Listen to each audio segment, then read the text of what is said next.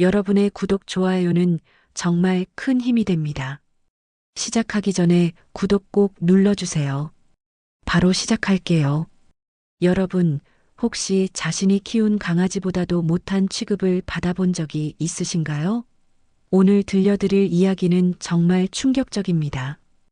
68세 박순자 씨가 며느리 지수로부터 들은 그 한마디 때문에 인생이 완전히 바뀐 이야기거든요.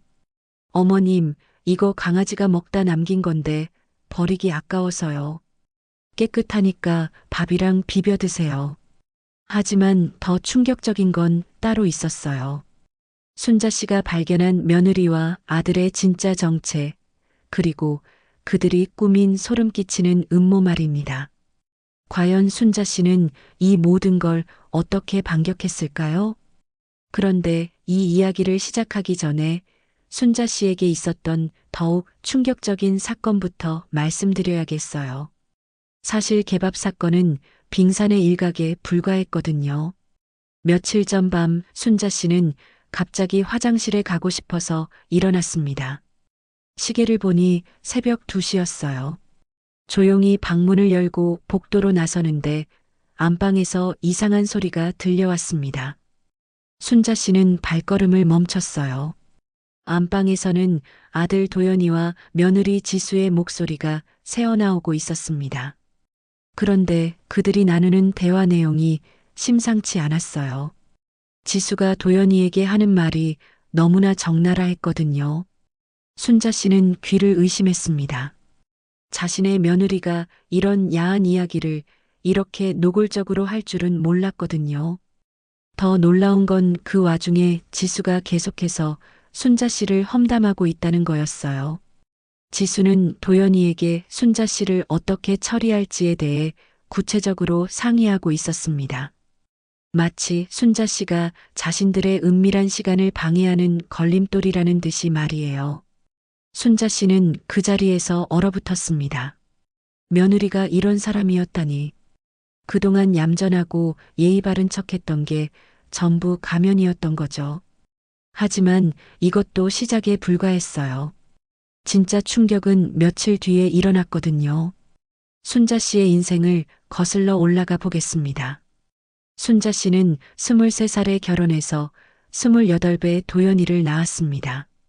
남편은 성실한 회사원이었고 순자 씨는 전업주부로 아들을 키우며 평범하지만 행복한 생활을 하고 있었어요.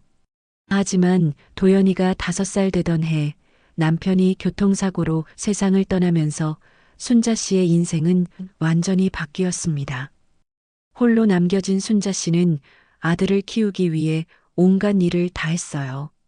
새벽 4시에 일어나 6시까지 첫 번째 청소 현장에 나가고 오후에는 또 다른 곳에서 청소를 했습니다. 손이 갈라져 피가 나도 무릎이 아파 절뚝거려도 쉴 수가 없었어요. 순자 씨가 쓰러지면 도연이가 굶을 테니까요. 어린 도연이는 정말 착한 아이였습니다. 학교에서 돌아와도 엄마가 일하느라 차려주지 못한 밥을 혼자 먹으면서도 엄마 걱정을 했거든요. 순자 씨는 그런 아들을 보며 가슴이 미어져도 더 열심히 일했습니다. 도연이는 순자 씨의 기대에 부응했어요. 공부를 열심히 해서 장학금으로 대학을 다녔고 졸업 후에는 작은 회사지만 성실히 다니며 매달 용돈까지 챙겨주는 효자가 되었습니다. 순자 씨는 그런 아들이 자랑스러웠어요. 고생한 보람이 있다고 생각했거든요. 도연이가 35이 되던 해 결혼을 하겠다고 했을 때 순자 씨는 정말 기뻤습니다. 순자 씨만 챙기느라 결혼도 늦어진 아들이 이제야 자기 인생을 찾는구나 싶었거든요. 예비 며느리 지수를 처음 만났을 때는 참 얌전하고 예의 바른 아가씨라고 생각했어요. 지수는 순자 씨에게 정중하게 인사를 하며 앞으로 잘 부탁한다고 말했습니다. 도연이에게서 순자 씨 이야기를 많이 들었다며 평생 고생만 하신 어머님이 이제는 편히 쉬셔야 한다고 했거든요. 지수의 말을 들으며 순자 씨는 마음이 뭉클했습니다. 우리 아들이 이런 좋은 여자를 만났구나. 이제 정말 걱정 끝이겠구나 했거든요. 결혼을 앞두고 도연이가 조심스럽게 제안했어요. 엄마와 함께 살고 싶다고, 혼자 계시면 외롭고 위험하다고 했습니다. 그리고 집은 순자 씨 명의로 하자고 했어요. 그래야 순자 씨도 안심이 될 거라면서 말이에요. 그 말이 얼마나 고마웠는지 모릅니다. 평생 남의 집 청소만 하던 순자 씨가 드디어 제 이름으로 된 집을 가질 수 있다는 것도 감격스러웠고, 무엇보다 아들이 순자 씨를 먼저 챙기는 마음이 느껴져서 눈물이 났어요. 순자 씨는 평생 모아둔 돈을 전부 털어서 서울 변두리에 작은 아파트를 샀습니다. 전세금이랑 적금, 보험금까지 다 해서 겨우 마련한 돈이었지만 아들을 위해서라면 조금도 아깝지 않았어요. 신혼집 구경을 갔을 때 지수가 순자 씨 방을 정해줬습니다. 3평 남짓한 작은 방이었지만 순자 씨에겐 충분했어요. 평생 고시원만도 못한 곳에서 살았는데 이제는 이런 깨끗한 집에서 살 수 있다니 말이에요. 신혼 초기엔 정말 좋았습니다. 지수는 순자 씨에게 어머님이라고 정중하게 불렀고 가끔 순자 씨가 좋아하는 과일이나 떡을 사다 주기도 했어요. 도연이도 여전히 다정했고요. 세 식구가 함께 저녁을 먹으며 이런저런 이야기를 나누는 시간이 순자 씨에겐 정말 소중했습니다. 하지만 이런 평화로운 시간은 석 달을 넘기지 못했어요. 지수의 본색이 서서히 드러나기 시작했거든요. 그리고 그 시작이 바로 그 충격적인 새벽 사건이었던 거죠.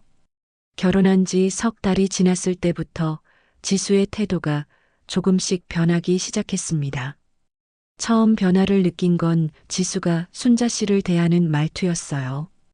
예전처럼 정중하게 어머님이라고 부르긴 했지만 그 안에 담긴 감정이 달라졌거든요. 어느 날 지수가 순자 씨에게 말했습니다. 요즘 부엌에서 요리하시는 게 위험해 보인다고, 나이 드시면 가스레인지 다루는 것도 조심해야 한다고 했어요. 처음엔 순자 씨를 걱정해서 하는 말인 줄 알았습니다.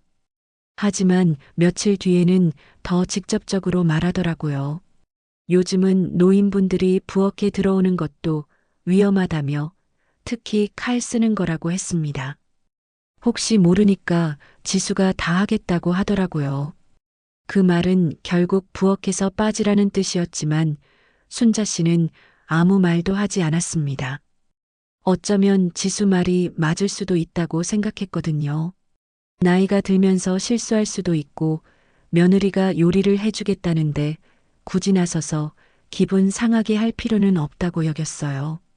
그런데 이상한 건 순자 씨가 부엌에서 빠진 후로는 순자 씨만 빼놓고 식사가 준비되는 일이 잦아졌다는 거였습니다. 아들과 지수는 맛있는 반찬으로 식사를 하는데 순자 씨 앞에는 김치와 된장찌개만 달랑 놓여 있는 시기였죠. 지수는 항상 그럴듯한 이유를 댔어요. 어머님은 소화도 안 드실 테고 간단하게 드시는 게 좋을 거라고 했습니다. 순자 씨를 위해서 하는 일이라는 식으로 말이에요. 더 이상한 건 아들 도연이의 변화였습니다. 예전엔 순자 씨가 무슨 말을 하면 귀 기울여 들어주던 아들이 점점 귀찮다는 표정을 짓기 시작했어요. 순자 씨가 뭔가 불만을 표현하면 도연이는 엄마가 너무 예민하다고 했습니다. 지수가 엄마 생각해서 하는 일인데 왜 그러냐고, 며느리가 이렇게 잘해주는데 항상 뭔가 불만이 있다고 했어요. 그리고 어느 날 저녁 새로운 가족이 들어왔습니다. 지수가 강아지를 키우고 싶다고 했거든요. 요즘 너무 적적하다는 이유였어요. 도연이는 순자 씨에게 묻지도 않고 그렇게 결정해버렸습니다. 엄마도 심심하실 텐데 강아지 있으면 좋아하실 거라고 하면서 말이에요. 며칠 뒤 작은 강아지 한 마리가 집에 들어왔어요. 이름은 몽이었습니다. 처음엔 귀여운 강아지가 집에 있으니 확실히 활기가 생겼어요. 몽이는 제법 영리해서 순자 씨 말도 잘 알아듣고 순자 씨가 혼자 있을 때는 옆에 와서 머리를 비비기도 했습니다. 그런데 문제는 몽이를 핑계로 지수의 행동이 더욱 노골적으로 변하기 시작했다는 겁니다. 지수는 순자 씨에게 몽이 산책을 시켜달라고 했어요. 자신이 바쁘다는 이유였습니다. 몽이 밥그릇도 씻어달라고 했고요. 요리하느라 손이 더러워져서 안 된다고 했어요. 처음엔 괜찮았습니다. 몽이도 순자 씨 가족이니까 당연히 돌봐야 한다고 생각했거든요. 하지만 점점 몽이와 관련된 모든 일이 순자 씨 몫이 되어갔어요. 산책, 목욕, 똥오줌 처리까지 전부 다요. 그러면서 지수는 더욱 교묘한 말을 하기 시작했습니다. 어머님이 몽이를 정말 좋아하신다고, 몽이도 어머님을 제일 따른다고 했어요. 어이없게도 마치 순자 씨가 원해서 하는 일인 것처럼 포장하는 거였습니다. 이런 상황이 계속되던 어느 날 순자 씨는 몸에 이상을 느끼기 시작했어요. 밤에 잠도 제대로 못 자고 가슴이 답답하고 어지럼증도 심해졌습니다. 평생 몸이 튼튼한 편이었는데 이상하다 싶어서 혼자 동네 병원에 진찰을 받으러 갔어요. 의사 선생님은 극심한 스트레스와 수면 부족으로 인한 증상이라고 하시더라고요. 나이 드신 분들은 스트레스에 특히 취약하다며 충분한 휴식이 필요하다고 했습니다. 일단 안정제를 처방해 주시고 가능하면 스트레스 요인을 피하라고 하셨어요. 진료를 마치고 원무과에서 수납을 기다리는데 앞쪽 의자에 앉아 있던 한 분이 돌아보더니 반갑게 말을 걸어왔어요. 혹시 박순자 여사님 아니냐고 하더라고요. 고개를 들어보니 비슷한 나이의 여성이 순자 씨를 반갑게 바라보고 있었습니다. 바로 복자였어요. 20년 전에 같은 빌딩에서 청소 일을 함께 했던 동료였습니다. 그때는 둘 다 젊었는데 이렇게 병원에서 다시 만나게 되다니 정말 반가웠어요. 복자는 친정 어머니 진료받으러 모시고 왔다가 어머니 검사하시는 동안 잠깐 기다리고 있는 거라고 했습니다. 그러면서 순자 씨 얼굴이 너무 안 좋다며 어디 아프냐고 물어봤어요. 순자 씨는 복자에게 모든 이야기를 털어놓았습니다. 아들과 며느리 이야기, 그리고 요즘 순자 씨가 집에서 어떻게 개만도 못한 취급을 받고 있는지를요. 복자는 이야기를 들으면서 점점 얼굴이 굳어졌어요. 복자가 말했습니다. 그게 말이 되냐고, 그것도 순자 씨가 돈 내서 산 집에서 그런 취급을 받는다니 말이에요. 그런데 순자 씨는 피부치 하나뿐이라며 어쩔 수 없다고 했어요. 복자는 순자 씨의 손을 꽉 잡으며 정신 차리라고 했습니다. 그런 인간들이 무슨 피부치냐고, 순자 씨 지금 이대로 있으면 안 된다고 했어요. 그 며느리 그냥 두지 말라고, 자기 같으면 진작 뒤집어 엎었을 거라고 했습니다. 순자 씨가 도연이가 있다고 하자 복자는 더욱 화를 냈어요. 자기 엄마가 그런 취급받는 걸 보고도 가만히 있는 그런 놈은 자식이 아니라고 했습니다. 복자의 말이 뼈 아프게 다가왔어요. 하지만 동시에 뭔가 속이 후련해지는 느낌도 들었습니다. 그동안 순자 씨가 혼자서만 끙끙 앓고 있던 일을 이렇게 시원하게 말해주는 사람이 있다는 게 고마웠거든요. 순자 씨가 이 나이에 뭘 할 수 있겠냐고 하자 복자는 단호하게 대답했어요. 나이가 뭐가 문제냐고, 순자 씨가 그 집 주인이라고 했습니다. 명의도 순자 씨 거고 돈도 순자 씨가 낸 거라며 왜 눈치 보고 사냐고 했어요. 복자는 순자 씨의 어깨를 토닥이며 도와주겠다고 했습니다. 그 인간들한테 당하고만 있지 말고 이제 제대로 따끔한 맛을 보여주라고 했어요. 순자 씨가 구체적으로 어떻게 하라는 거냐고 묻자 복자는 잠깐 생각하더니 조용히 말했어요. 요즘 세상에는 좋은 게 많다고, 작은 녹음기 같은 것 말이에요. 집에 몰래 설치해서 그 인간들이 평소에 무슨 소리 하는지 들어보라고 했습니다. 복자는 워낙 작아서 화분 뒤에나 선반 위에 살짝 둬도 모른다고 했어요. 그럼 그 며느리랑 아들이 순자 씨 없을 때 어떤 말을 하는지 알 수 있을 거라고 했습니다. 복자가 봐온 그런 인간들은 절대 겉으로만 그런 게 아니라고, 분명히 뒤에서 더 심한 소리를 할 거라고 했어요. 그걸 증거로 잡아야 한다고 했습니다. 병원에서 나와 집으로 돌아가는 길에 순자 씨는 복자의 말을 계속 떠올렸어요. 그 인간들한테 당하고만 있지 말고 이제 제대로 따끔한 맛을 보여주라는 말이 계속 머릿속에 맴돌았습니다. 집에 도착해서 약을 먹고 방에 누워 있는데 거실에서 지수와 도연이가 대화하는 소리가 들렸어요. 지수가 어머니가 오늘 병원 다녀오셨다며 별일 없으시겠냐고 했습니다. 도연이는 글쎄라고 하더니 나이가 나이니까 어쨌든 우리 계획에는 문제 없을 거라고 했어요. 계획이라니? 무슨 계획? 순자 씨는 귀를 쫑긋 세웠습니다. 그때 복자가 해준 조언이 떠올랐어요. 순자 씨는 그날 밤 바로 인터넷으로 하루 종일 녹음되는 작은 녹음기를 주문했습니다.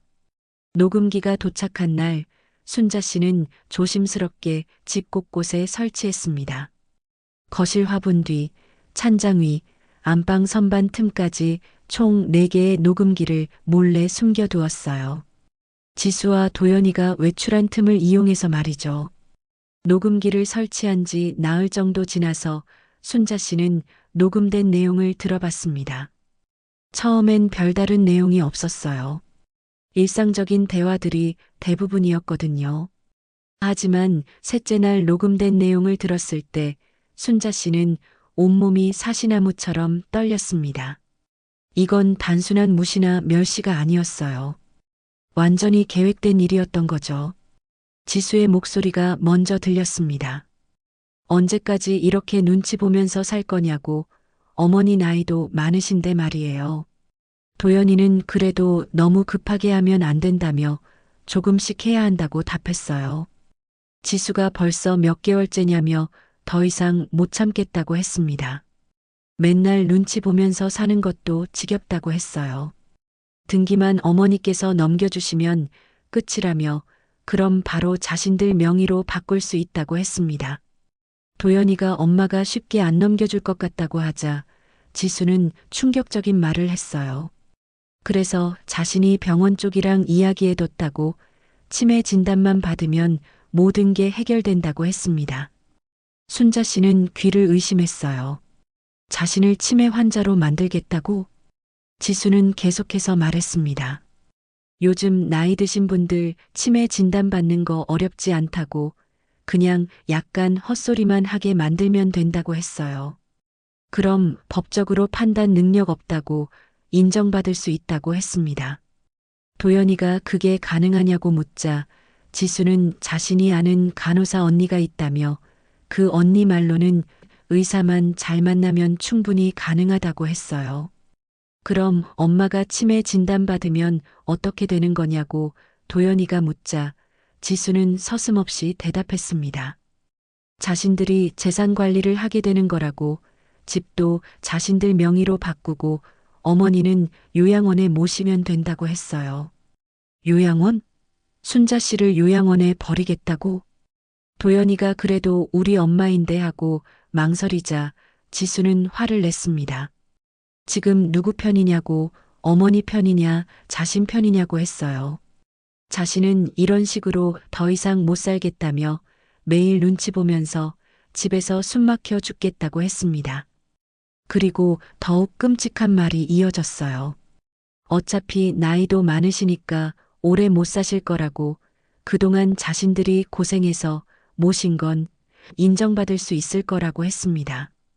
도연이가 그래도 그건 좀 하고 말하자 지수는 더욱 노골적으로 말했어요. 자신들이 지금까지 얼마나 참고 살았냐고, 신혼 때부터 시어머니 모시고 살면서 자유도 없었다고 했습니다. 이제 자신들 인생도 좀 살아야 한다고 했어요. 순자 씨는 녹음기를 끄고 한참을 멍하니 앉아 있었습니다. 개밥 사건도 부엌에서 쫓아내는 것도 모든 게 계획된 일이었어요. 순자 씨를 정신이 상한 사람으로 만들어서 재산을 빼앗고 요양원에 버리려는 계획 말이에요. 더욱 충격적인 건 며칠 뒤에 일어났습니다. 지수가 순자 씨에게 특별한 음식을 해줬거든요. 아주 맛있는 미역국이라며 정성스럽게 끓여준 거였어요. 순자 씨가 고맙다며 먹었는데 그날 밤 이상한 증상이 나타났습니다. 머리가 멍하고 말이 어눌해지는 거였어요. 평상시와는 전혀 다른 상태였습니다. 혹시나 해서 화장실에 가려고 했는데 비틀거리면서 넘어질 뻔했어요. 그때 지수가 나타나서 어머님 괜찮으시냐며 걱정하는 척 했습니다. 하지만 순자 씨는 지수의 눈빛에서 이상한 기대감을 봤어요. 마치 자신의 계획이 성공하고 있다는 듯한 표정이었거든요. 순자 씨는 그제야 깨달았습니다. 지수가 음식에 뭔가를 넣었구나. 다음 날 아침 도연이가 순자 씨를 유심히 바라보더니 말했어요. 엄마 어제 좀 이상하셨다고, 말도 어눌하고 비틀거리기도 하셨다고 했습니다. 혹시 치매 초기 증상은 아닌지 병원에 가보는 게 좋겠다고 하더라고요. 지수도 거들었어요. 어머님 나이에는 치매가 올 수 있다며 조기에 발견해서 치료받는 게 좋다고 했습니다. 마치 순자 씨를 걱정하는 것처럼 말이에요. 순자 씨는 그때 모든 퍼즐이 맞춰지는 걸 느꼈어요. 지수가 음식에 약물을 넣어서 순자 씨를 이상하게 만들고 그걸 치매 증상이라고 포장해서 병원에 데려가려는 거였어요. 그리고 미리 짜고 친 의사에게 치매 진단을 받게 하는 거였죠. 그날 밤 순자 씨는 복자에게 전화를 걸었습니다. 복자에게 녹음된 내용을 모두 들려줬어요. 복자는 듣는 내내 혀를 찼습니다. 복자가 말했어요. 이건 사기라고, 완전한 사기라고 했습니다. 이런 인간들을 그냥 둘 수 없다고 했어요. 순자 씨가 자신이 뭘 할 수 있겠냐고 하자 복자는 단호하게 말했습니다. 순자 씨가 아직도 모르겠냐고, 그 집 주인이 누구냐고 물었어요. 명의가 누구 거냐고 했습니다. 순자 씨 거라고 하자 복자는 그럼 됐다고 했어요. 그 인간들이 뭘 계획하든 상관없다고, 순자 씨가 먼저 행동하면 된다고 했습니다. 복자는 구체적인 계획을 말해줬어요. 내일 당장 부동산에 가서 집 내놓고 팔아버리라고 했습니다. 그 돈 갖고 순자 씨 혼자 살 수 있는 곳으로 이사 가라고 했어요. 순자 씨가 도연이는 어떻게 하냐고 하자 복자는 정신 차리라고 했어요. 그런 놈이 무슨 자식이냐고, 순자 씨를 치매 환자로 만들어서 요양원에 보내려는 놈이 자식이냐고 했습니다. 순자 씨가 자신이 혼자서 그런 일을 할 수 있을지 걱정하자 복자는 자신이 도와주겠다고 했어요. 걱정하지 말라고, 그리고 이 녹음 파일 보관해 두라고 했습니다. 나중에 필요할 거라고 했어요. 그날 밤 순자 씨는 처음으로 마음이 편해졌습니다. 그동안 순자 씨가 왜 이렇게 당하고만 살았는지, 이제 무엇을 해야 할지 분명해졌으니까요. 다음 날 순자 씨는 복자와 함께 부동산에 갔습니다. 그리고 조용히 아무도 모르게 집을 매물로 내놓았어요. 생각보다 집값이 많이 올라 있어서 놀랐습니다. 순자 씨가 산 지 몇 년 사이에 거의 2배 가까이 올랐더라고요. 일주일 만에 사겠다는 사람이 나타났고 곧바로 계약을 진행했습니다. 받은 돈은 모두 순자 씨 통장으로 이체했고요. 그리고 며칠 뒤 순자 씨가 짐을 싸서 나갈 준비를 마쳤을 때 아들과 며느리는 아무것도 모르고 있었습니다. 그날은 도연이가 출장을 간 날이었어요. 지수는 친구들과 쇼핑을 간다며 아침 일찍 나갔고요. 순자 씨는 그 틈을 이용해서 조용히 짐을 싸고 식탁 위에 편지 한 장을 놓았습니다. 편지에는 간단하게 썼어요. 도연이와 지수에게 그동안 신세 많이 졌다고, 이 집 팔았으니까 이제 너희들끼리 잘 살아보라고 했습니다.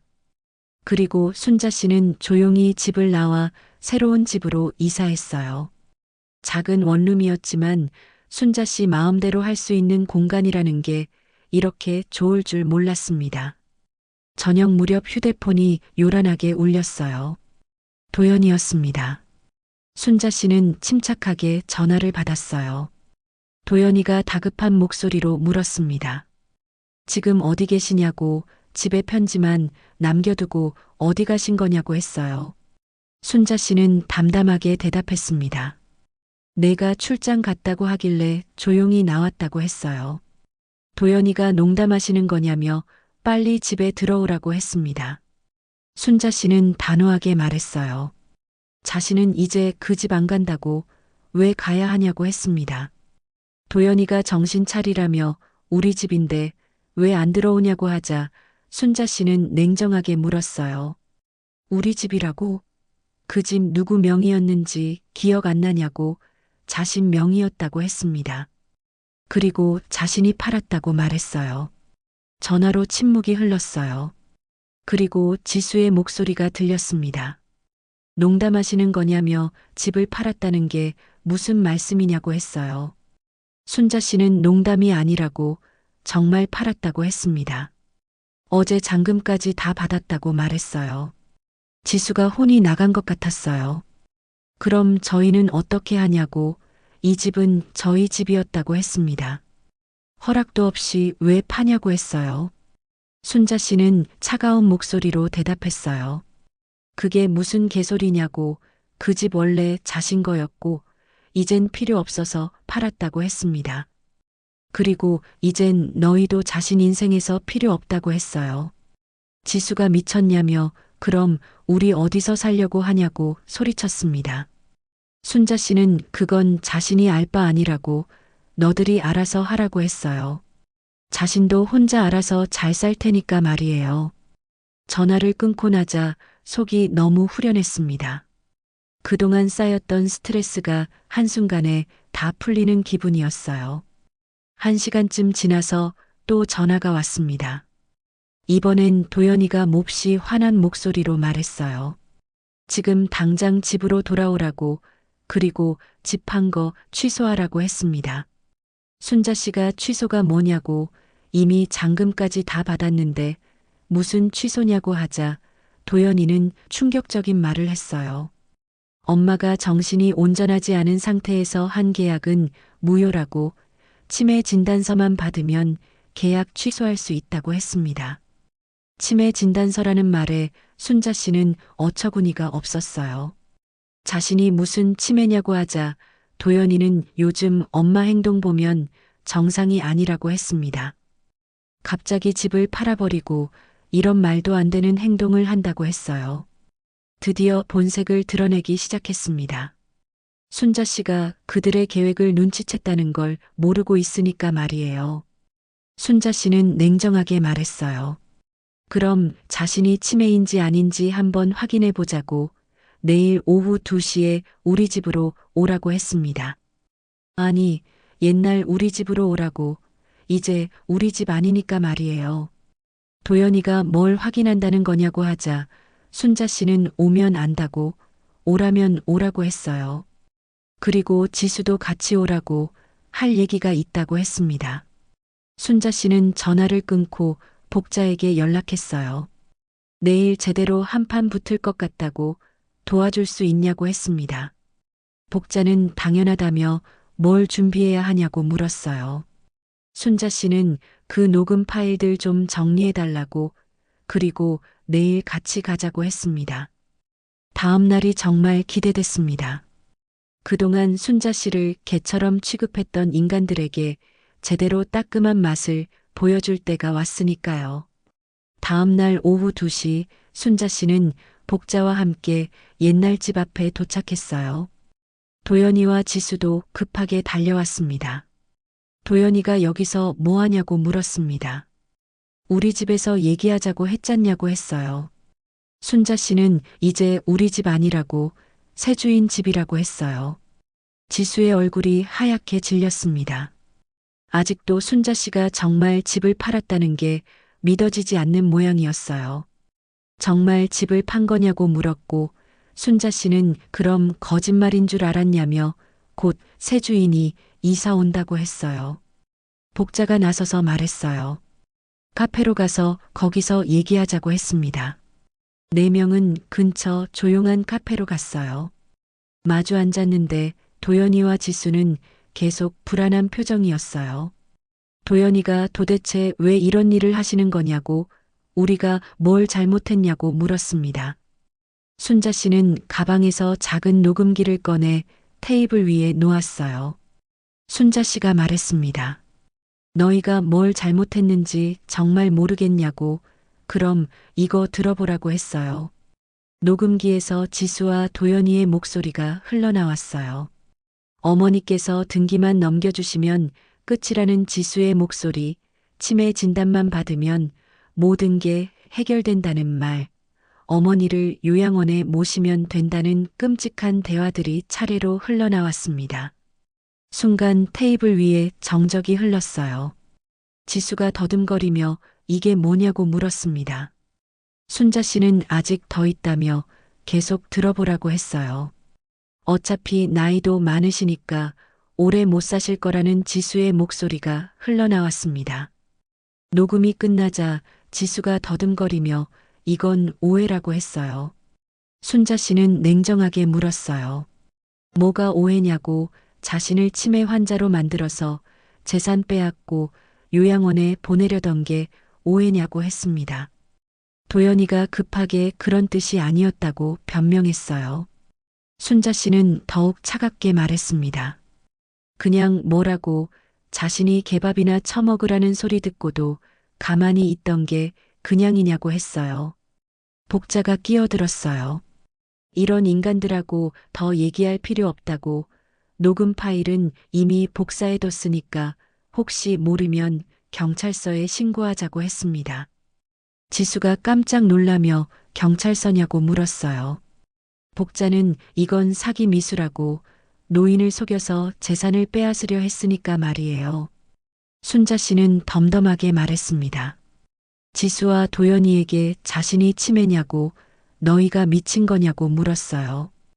이제 자신의 인생은 너희 없는 인생으로 다시 시작할 거라고 했습니다. 도연이가 그래도 자신은 엄마 아들이라고 했어요. 순자 씨는 비웃으며 대답했습니다. 아들이라고? 자기 어머니를 개처럼 취급하는 인간이 무슨 아들이냐고 했어요. 앞으로 자신한테 연락하지 말라고, 너희랑 자신은 이제 남이라고 했습니다. 그리고 지수에게 말했어요. 개밥 아까우니까 비벼 먹으라던 그 말 평생 잊지 않을 거라고 했습니다. 카페를 나올 때 지수와 도연이는 그냥 멍하니 앉아 있었어요. 아마 지금까지 일어난 일들이 믿어지지 않았을 거예요. 복자가 순자 씨의 어깨를 토닥이며 말했습니다. 잘했다고, 정말 시원하다고 했어요. 순자 씨도 고맙다며 복자가 없었으면 평생 당하고만 살았을 거라고 했습니다. 그날 밤 순자 씨는 정말 오랜만에 깊이 잠들었어요. 그동안 느꼈던 스트레스와 억울함이 모두 사라진 기분이었습니다. 하지만 여기서 끝이 아니었어요. 며칠 뒤 복자가 정말 놀라운 제안을 해왔거든요. 순자 씨의 이야기를 유튜브에 올려보자고 했습니다. 처음엔 자신의 사생활을 인터넷에 올린다는 게 부담스러워서 반대했어요. 하지만 복자가 계속 설득했습니다. 순자 씨 같은 상황에 있는 어르신들이 얼마나 많은지 아냐고, 순자 씨 이야기가 그분들한테 용기가 될 수 있다고 했어요. 복자의 말에 결국 순자 씨는 동의했습니다. 복자가 영상을 만들어서 올렸는데 제목이 아주 자극적이었어요. 개밥 아까우니까 비벼 먹으라는 며느리에게 복수한 시어머니였거든요. 처음엔 누가 이런 영상을 볼까 하는 생각에 아무 기대도 안 했어요. 그런데 며칠 만에 조회수가 30만을 넘더라고요. 댓글도 엄청 많이 달렸는데 대부분 순자 씨 편을 들어주는 내용들이었습니다. 댓글들을 보니 정말 많은 분들이 순자 씨와 비슷한 경험을 하고 계셨어요. 어머님, 정말 잘하셨어요. 그런 자식들은 버리는 게 맞아요. 저도 비슷한 경험이 있는데 정말 속이 시원해요. 이런 응원의 메시지들이 쏟아졌습니다. 그런데 더 놀라운 일이 일어났어요. 어느 날 복자가 흥분해서 전화를 걸어왔거든요. 어떤 강연회에서 연락이 왔다는 거예요. 시니어 복지관에서 어르신들한테 강연해 달라고 하더라고요. 복자는 순자 씨 이야기가 정말 많은 분들한테 힘이 될 수 있다고 했어요. 가족이라는 이름으로 무시당하고 살아가는 어르신들이 얼마나 많은데 말이에요. 그렇게 결국 첫 강연을 하게 되었어요. 떨리긴 했지만 순자 씨는 자신의 이야기를 진솔하게 들려드렸습니다. 자신이 개밥을 먹으라는 말을 들었다고, 자신이 평생 모은 돈으로 사준 집에서 자신이 낳고 키운 아들과 며느리에게서 말이에요. 강연장에 계신 어르신들이 고개를 끄덕이시며 들어주셨어요.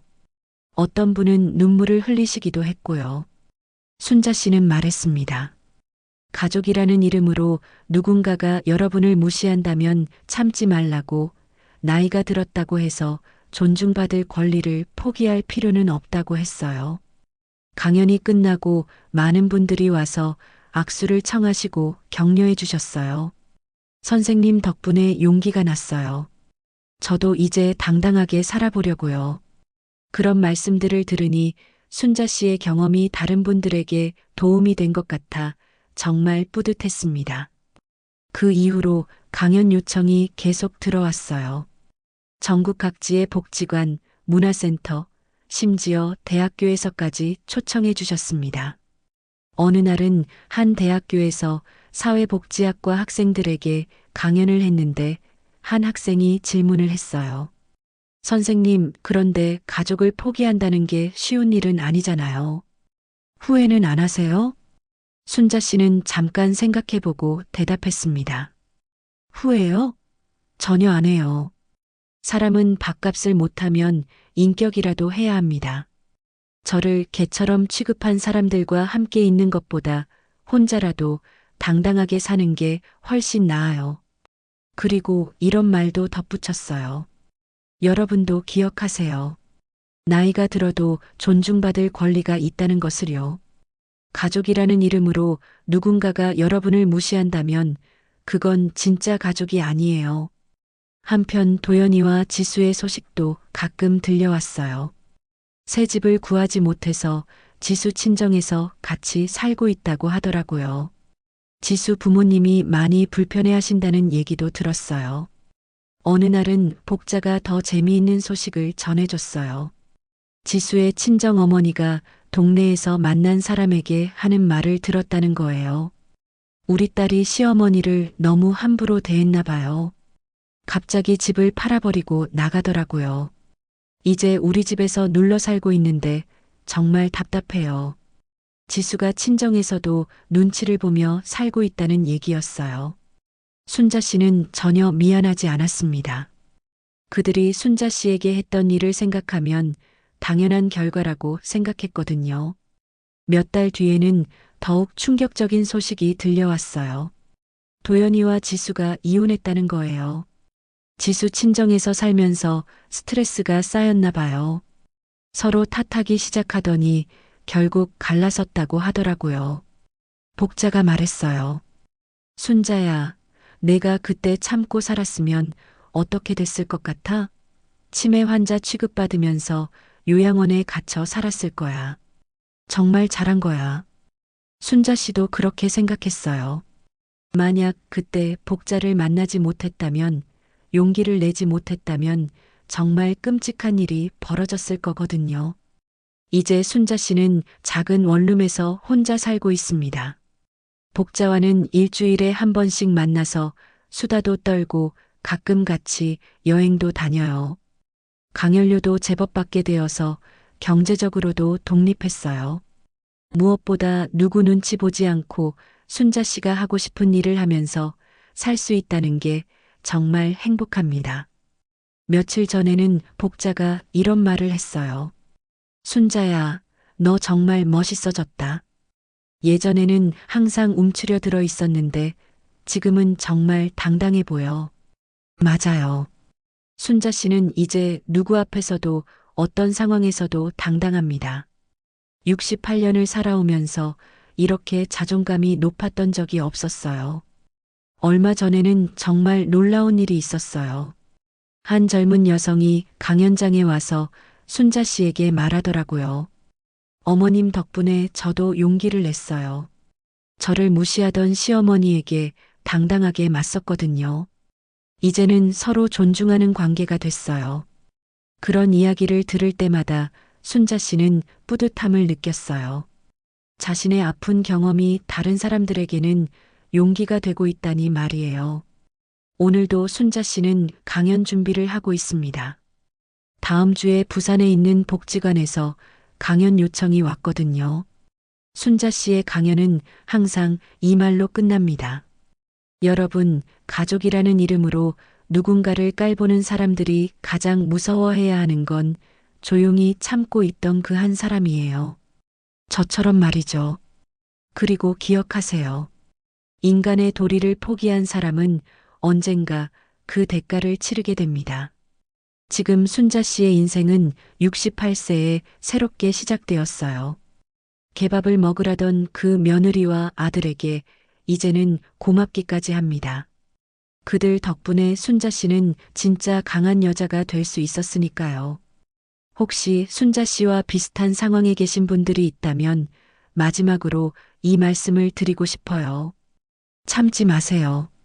당당하게 사세요. 여러분은 어떤 상황에서도 존중받을 자격이 있습니다.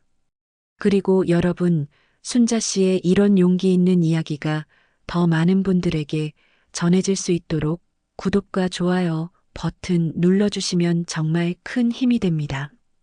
다음 시간에는 더 재미있는 스토리로 찾아올게요. 시청해주셔서 감사합니다.